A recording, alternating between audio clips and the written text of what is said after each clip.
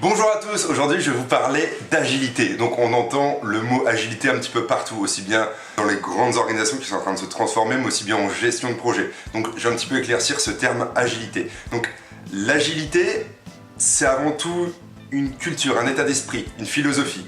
Et c'est né parce que les modèles et les méthodes de gestion de projet classiques, type cascade, cycle en V, ne répondaient plus aux exigences et aux besoins du marché qui a besoin d'itérer et de produire de la valeur rapidement. Donc on a dû mettre ça de côté et on a laissé finalement l'homme faire avec ses propres interactions pour aller beaucoup plus vite et ne plus confronter aux processus et aux contraintes de ces méthodes, on va dire, archaïques. 17 grandes pointures de l'ingénierie logicielle se sont regroupées et ont décidé d'écrire un manifeste agile. Le manifeste agile, on peut voir ça comme une bible, d'accord? C'est un petit peu la bible, c'est la référence de l'agilité. Toutes les méthodes agiles, processus, framework, tout ça, découlent de ce manifeste agile. Donc il énumère 4 grands points. Le premier qui est l'homme et ses interactions plutôt que des processus et des outils. On va laisser l'homme faire avec ses propres interactions et interagir avec les individus pour aller beaucoup plus vite, itérer plus rapidement, plutôt que de le contraindre dans des processus avec des outils, l'obliger, et finalement on va avoir une grosse déperdition et très peu de valeur en sortie. Le deuxième qui est produire un logiciel fonctionnel, avoir quelque chose de fonctionnel, une application fonctionnelle rapidement, plutôt que de la documentation exhaustive. On a ça souvent dans les grosses boîtes, on préfère écrire beaucoup de documentation, énormément de spécifications techniques, énormément de spécifications fonctionnelles. Et là, on veut quelque chose qui fonctionne rapidement pour venir tester auprès des utilisateurs rapidement et avoir du feedback rapide. Ça c'est le deuxième.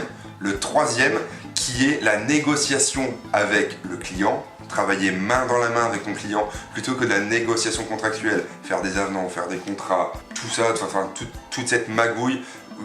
Vraiment remettons l'homme au centre de tout ça et donc on va collaborer avec le client plutôt que de lui récupérer des pépettes. Et le dernier qui est l'adaptation au changement. Donc il faut savoir des moments s'adapter. Le marché va répondre différemment dans 3 mois, on ne peut pas faire de plan vraiment. On ne peut pas suivre une route tracée, il va bien peut-être falloir pivoter plutôt que de suivre un plan, plutôt que de suivre une roadmap et on va se dire ok, il me faut un site e-commerce, il faut qu'il soit sorti dans 6 mois. On ne peut pas savoir si ton site e-commerce dans 6 mois, les produits que tu proposes, les fonctionnalités que tu vas ajouter auront vraiment de la valeur pour ton client final.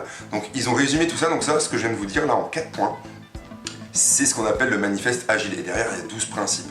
Donc c'est 17 pointures. Le créateur de Scrum, le créateur d'XP, toutes ces personnes se sont donné rendez-vous et ont écrit ceci. Il faut voir ça comme l'écrit, le saint écrit de l'agilité. Et derrière vient découler, donc si vous prenez de la méthode Extreme Programming, ou Kanban, ou Scrum, ou quoi que ce soit, tout ça est raccroché à ces 4 principes. Donc l'agilité, c'est ça. L'agilité, c'est un groupement de méthodes qui permet de délivrer de la valeur rapidement, de manière itérative, incrémentale et empirique. On va apprendre en faisant et on va itérer rapidement pour produire du logiciel rapidement et laisser l'homme faire avec ses propres interactions, travailler avec le client main dans la main et s'adapter au changement.